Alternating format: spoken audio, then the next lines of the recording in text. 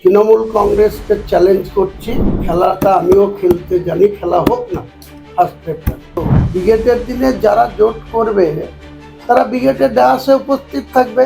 Meeting তো আমি দেখেছি, লক্ষ আম জনতাকে নিয়ে কোনো পার্টির ওপেনিং দেখেছেন আপনি? সেদিন ওনার এই দলের কি ছিল? আর 2004 সালে এই তৃণমূল দলের একমাত্র সাংসদ ছিলেন মমতা ব্যানার্জি। রাজনীতিতে যদি কিন্তু কি হবে কি হবে না এসবের কোনো উত্তর হয় না। ওরা তো একবারে জানিয়ে দিল যে আপনার ব্রিগেডের সময় ওরা খেলতে আসবে, খেলা ওয়েলকাম জানাচ্ছি। এসব যারা অভিষেকের নাম নিয়ে যারা অভিষেককে কুলসিত করতে চাইছে, সর্বভারতীয় নেতাকে বুথ স্তরে নামিয়ে নিয়ে আসতে চাইছে, তারা অভিষেকের মান বাড়াচ্ছেন না তার আরো মান কমিয়ে দিচ্ছেন। তো আমিও এটা বলছি যে ক্ষমতা থাকলে আমি যদি ডিফেন্সের কাছ থেকে এনওসি পাই, 1 ফেব্রুয়ারি রবিবার বেলা 1টার সময় আমি থাকবো। তৃণমূল কংগ্রেসকে চ্যালেঞ্জ করছি, খেলাটা আমিও খেলতে জানি, খেলা হোক না 1 ফেব্রুয়ারি। সে ফুটবল খেলা হতে পারে, আরো কিছু খেলা খেলতে চাইলে খেলা হবে। আপনি এনওসি পাওয়ার পর ওখানে তো সভা করার আগে কাজ করতে হবে, মঞ্চ বাধা। সেই সময় যদি কোনো বাধা বিঘ্ন হয় বা সেই সময় এনওসি আর্মি দিল কিন্তু তারপরেও কোনো কাজ করতে দেওয়া হলো না, সেক্ষেত্রে আপনি মোকাবিলা কিভাবে করবেন? আপনার এসব প্রশ্নের জবাব আমি যখন এসব করতে আসবে কেউ, তখন আমি তাদেরকে বুঝে দেবো যে হুমায়ুন কবির কি জিনিস। হুমায়ুনদা, বুঝলেন তো? হুমায়ুনদা, এই ব্রিগেড ভরাতে তৃণমূল কংগ্রেস হিমশিম খায়, বিজেপিও রীতিমতো হিমশিম খায়। এই ব্রিগেডের মতো একটা বড় জায়গায় আপনি যে একটা চ্যালেঞ্জ নিচ্ছেন শাসক দল তৃণমূলের সঙ্গে, আপনি এটা মোটামুটি কি অ্যাকসেপ্ট করছেন এই চ্যালেঞ্জ? মানে মাঠ ভরাতে পারবেন? আপনার সাংবাদিকতার লাইফ কতদিন, বয়স কত বলেন? বলুন, ক বছর? 10 বছর না? 35 বছর। হ্যাঁ, 35। ভারতবর্ষের স্বাধীনতার পর বাংলার 1952 সালে সংসদীয় রাজনীতি শুরু হওয়ার পর কোনো রাজনৈতিক দলের 2 লক্ষ আম জনতাকে নিয়ে কোনো পার্টির ওপেনিং দেখেছেন আপনি? বা আপনাদের যারা আছেন কেউ দেখেছেন? কেউ ঘরের ভিতরে খুলেছে? জাতীয় কংগ্রেস 1885 খ্রিস্টাব্দে তৈরি হয়েছিল, যে দলটা আমি 30 বছর করতাম। মাত্র 73 জন লোককে নিয়ে ঘরের ভিতরে জাতীয় কংগ্রেসের জন্ম হয়েছিল 1885 খ্রিস্টাব্দে 28শে ডিসেম্বর। আমার 14 দিন আগে 2025 সালের 22শে ডিসেম্বর বেলডাঙ্গাতে 2.5 লক্ষ মানুষ, 50 বিঘি জায়গার উপরে 2.5 লক্ষ মানুষের উপস্থিতিতে একটা দলের জন্ম হয়েছে। এই মমতা ব্যানার্জি এই যে দলটা চেয়ারম্যান হয়ে বসে আছে, উনি দেখাতে পারবেন কোনো নথি যে 1997 সালে যখন সোনিয়া গান্ধী আর সীতারাম কেশরীরা নেতাজি ইন্ডোর স্টেডিয়ামে ইনডোর করছিল, উনি আউটডোর করছিলেন এই ঢিলছুড়ার দূরে গান্ধী মূর্তির পদদেশে? তো সেদিন ওনার এই দলের কি ছিল? আর 2004 সালে এই তৃণমূল দলের একমাত্র সাংসদ ছিলেন মমতা ব্যানার্জি। 2009 এসে 1 থেকে 19-এ পৌঁছেছিলেন। 2011-তে এসে আবার এই যে কংগ্রেসকে তরমুজ বলে কংগ্রেস ছেড়ে তৃণমূলের জন্ম দিয়েছিলেন, উনি দেননি। মুকুল রায়, মোহাম্মদ ফরিদ, অপূর্ব মজুমদার, ওই নর্থ বেঙ্গলের 2-1 ব্যক্তি মিলে এই দলটা গঠন করেছিল। আমার মনে হয় আপনারা যতগুলো সাংবাদিক এখানে আছেন, 1997 সালের এই ঘটনা আজও আপনাদের জানা নেই যে আসল রহস্যটা কি, বা কে কে সেই দল গঠনের সময় ইলেকশন কমিশনের কাছে কার সিগনেচার ছিল, কে ছিল। আমি একটা নতুন দল করেছি, 100 জনের নাম, ঠিকানা, তাদের আধার কার্ড সব কিছু নর্মস মেনে জমা দিয়েছি। সেটা কার নামে আছে আপনিও জানেন না, আমি জানলেও আপনাকে বলবো না। আমার দল যখন আত্মপ্রকাশ করেছে, সেই দলের ইলেকশন কমিশনের নর্মস মেনে আমি ইলেকশনে অ্যাটেন্ড করব। আজও বলছি, মমতা বন্দ্যোপাধ্যায় মিথ্যাচার করে, তৃণমূলের মুকুল রায়দের মতো লোককে, তারাও আবার সারদার টাকা লুট করে একে মুখ্যমন্ত্রী করেছে। সেই মুখ্যমন্ত্রীর চেয়ারে বসে অল ইন্ডিয়া না রাজ্য পার্টি, একসময় অল ইন্ডিয়া হয়েছিল, গোয়াতে গিয়েছিল ভোটে লড়তে, কি হয়েছে? ত্রিপুরায় গিয়েছিল, কি হয়েছে? আর কোন স্টেটে গিয়েছিল? মণিপুরেও গিয়েছিল, কি হয়েছে? আজকে দেখেন গা, অল ইন্ডিয়া কথাটা বড় বড় করে লেখা থাকে, কিন্তু অল ইন্ডিয়া পার্টি না, এটা একটা স্টেট পার্টি। সেই পার্টির চেয়ারম্যান উনি এক্ষুনি, আপনারা যদি সাংবাদিকতা আপনাদের এডিটরদের বলেন যে মমতা ব্যানার্জি দেখা যে 1997 সালে যেদিন দল করেছিল আউটডোরে, আর আমরা ইনডোরে ছিলাম, সীতারাম কেশরী, সোনিয়া গান্ধী, সোমেন মিত্র, অধীর চৌধুরী, আমরা সেদিন ইনডোরে ছিলাম। আর আউটডোরে যে দলটা নিয়ে এখন 14 বছর কামিয়ে খাচ্ছে, ওই হরিশ্চাপাই ডিস্ট্রিক্টের 28টা প্লট নিজেদের দখলে নিয়েছে, এই দলটা গঠন করার সময় উনি কোথায় ছিলেন? ওনার ভূমিকা কী ছিল? ওনার পেপারস ওয়ার্ক কী ছিল? দেখাতে বলুন আগে, তারপরে আপনার এইসব কথা। কাজে আমার সঙ্গে এইসব নিয়ে কম্পেয়ার করবেন না। আমি বলেছি যেদিন ব্রিগেড হবে 10 লক্ষ মানুষের জমায়েত করবার তৃণমূলের ক্ষমতা থাকে, ওদিন খেলা হবে, কোনো চিন্তা নেই। একটা প্রশ্ন আছে, সেটা হচ্ছে আপনি অনেকদিন আগে থেকেই বলছিলেন যে এটা জোটের বিষয়, এবং স্বাভাবিকভাবে নির্বাচন তো এগিয়ে আসছেই, জানুয়ারি মাস পড়ে গেল। সেই জোটের কি ভবিষ্যৎ এবং একেবারে কোন পথে আপনার তো নিজের ক্যান্ডিডেট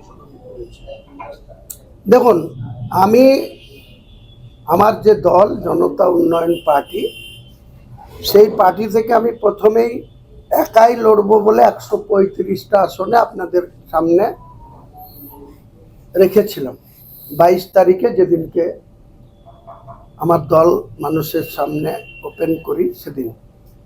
পরবর্তীকালে এই 14 দিনের মধ্যে বহু জায়গা থেকে আমার কাছে আবেদন এসছে, সরাসরি ফোনে কন্ট্যাক্ট হয়েছে।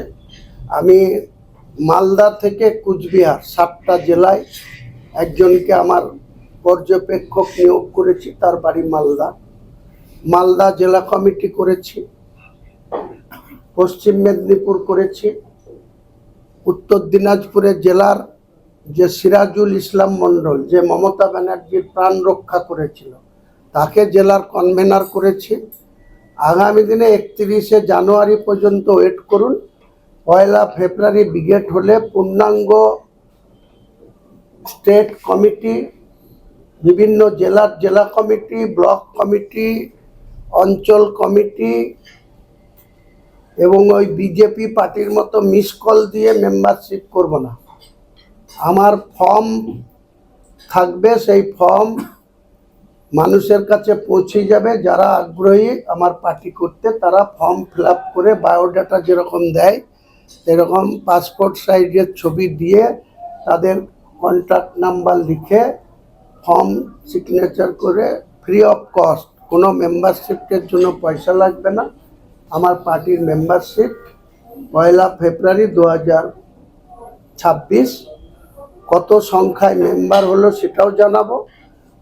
আর কে কে আমার জোটে তৃণমূলকে হারানোর জন্য থাকবে, আপনারা ডায়াসে সেই সব দলের নেতাদের দেখতে পাবেন। অপেক্ষা করতে হবে ব্রিগেডের দিন পর্যন্ত। ব্রিগেডের দিনে জোট ঘোষণা করবেন, তার সঙ্গে থাকবে। বললাম তো, ব্রিগেডের দিনে যারা জোট করবে তারা ব্রিগেডের ডায়াসে উপস্থিত থাকবে। মিটিং তো আমি ডেকেছি জেইউপির চেয়ারম্যান হিসাবে। আমি তো বলিনি অল ইন্ডিয়া পার্টি আমার, আমি তো সবে রাজ্য পার্টি, রাজ্য জনতা উন্নয়ন পার্টির চেয়ারম্যান হিসাবে আমি ব্রিগেডের বন্দোবস্ত করছি। সেখানে নিশ্চয়ই কেউ যদি জোট না করে তাহলে আমার মিটিংয়ে আসে তারা উঠবে না, আর যদি আমার সঙ্গে জোট থাকে তাহলে তারা উঠবে, দেখতে পাবেন।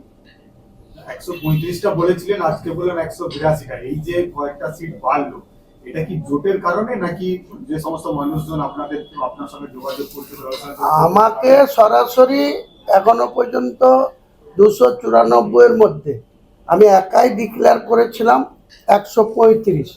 তারপরে সাধারণ মানুষের প্রার্থী হওয়া বা এই সরকারের বিরুদ্ধে, বিজেপির বিরুদ্ধে তারা আমাদের নতুন দলে অংশগ্রহণ করা এবং ভোটে নির্বাচনে প্রতিদ্বন্দ্বিতা করার জন্য আমাকে বলেছে। এবার আমি অপশান খোলা রেখেছি, মাত্র 9টা প্রার্থী ডিক্লেয়ার করেছি।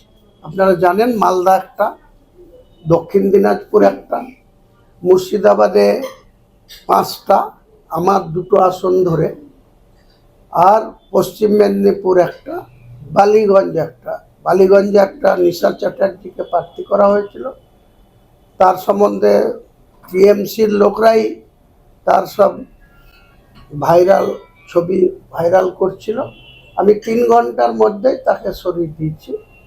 তার জায়গায় একজন পুলিশ আধিকারিক, আমার মামা হয়, ছোট মামা, তাকে বলেছি, সে এগ্রি আছে, তার একটা ছেলে মেয়ে তারা উচ্চশিক্ষায় শিক্ষিত হচ্ছে, তাদের আপত্তি আছে, সে যদি এগ্রি না হয় সেখানকার জন্য প্রার্থী প্রস্তুত আছে।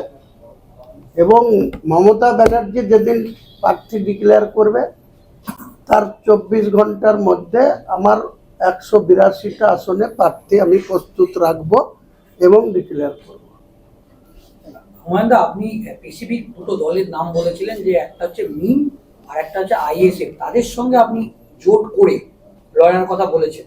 তো শেষ পর্যন্ত যদি এদের সঙ্গে কোনো জোট না হয়, যদি তৃণমূল, আপনি বললেন যে তৃণমূল কংগ্রেসের প্রার্থী ডিক্লেয়ারে 24 ঘন্টার মধ্যে প্রার্থী ঘোষণা করবো, যদি তৃণমূলের যারা সিটিং এমএলএ যদি আপনার দলে আসেন, তাহলে তাদেরকে নিয়ে কি আপনি কি একাই লড়বেন? দেখুন, রাজনীতিতে যদি কিন্তু কি হবে কি হবে না এসবের কোনো উত্তর হয় না। রাজনীতি অবাস্তব কিছু নয়, বাস্তবতাটাকে গুরুত্ব দেওয়া হয়। আবার কখনো কখনো 2-2 4টাকে ঘুরে 6 করা যায়, আবার 3ও করা যায়। তো কি হবে, ওনাদের প্রার্থী পদ অনেক শুনছিলাম, 100 জন বাদ যাবে, নতুন নতুন প্রার্থী আসবে, কে কোথায় বাদ যাবে, কে কোথায় নবাগত হবে, সেসব আমি তো বললাম। আমার 9টা প্রার্থী ডিক্লেয়ার আছে, সেই 9 জন তো থাকছেই কন্টেস্টে, বাকি আমার 182টা প্রার্থী, কে কোথায় প্রার্থী হবে আমার প্রার্থী প্রস্তুত থাকবে। কিন্তু আমি টিএমসির প্রার্থী তালিকা যেদিন ডিক্লেয়ার হবে তার 24 ঘন্টার মধ্যে আমার প্রার্থী তালিকা আমি প্রকাশ করে দেব। আর বিজেপি আমি একবার গিয়েছিলাম 18 সালের 25শে জুন, দীনদয়াল উপাধ্যায় লেন, দিল্লির সেই পার্টি অফিসে। তারপরে আমি দাঁড়াতে চাইনি, তাও আমাকে পার্লামেন্টের পার্টি, তখন ডক্টর জেপি নাড্ডা পার্লামেন্টারি কমিটির চেয়ারম্যান ছিলেন আমাদের, তো আমাকে প্রথমে 10 বহরমপুর কনস্টিটিউন্সিতে লড়ার জন্য বলেছিল, আমি সম্পূর্ণ ডিনাই করেছিলাম। তারপরে আমাকে 11 মুর্শিদাবাদে প্রার্থী করেছিল। তো ওনাদের প্রার্থীটা একটা লিস্টে হয় না, পর্যায়ক্রমে প্রার্থী তালিকা প্রকাশ পায় বিজেপির ক্ষেত্রে।